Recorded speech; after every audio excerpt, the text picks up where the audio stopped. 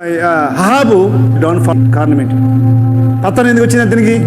ఒకటే కారణం, అతని పక్కన ఒక వ్యక్తి ఉన్నాడు, నాబోదు. ఎవరండి అతను? నాబోదు నీతిమంతుడు. అతను ఊరి మీద ఆశించలేదు.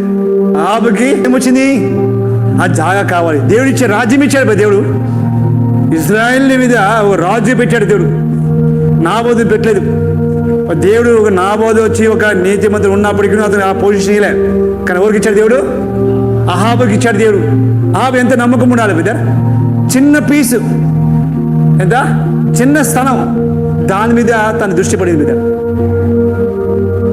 ఆ విధంగా ప్రతి ఒక్క విశ్వాసి కానీ ఒక పాస్టర్ కానీ వేరే సంఘం మీద దురదృష్టి కలిగి ఉండదు. బైబిల్ రాసిందా? ఇతరుల ఒక ఏంది స్థలం మీద కానీ వాళ్ళ వస్తువుల మీద కానీ ఇంకా ఆస్తి మీద కానీ భార్య మీద కానీ ఆశించదు రాసింది. బ్రదర్, దేవుడు సహించడు.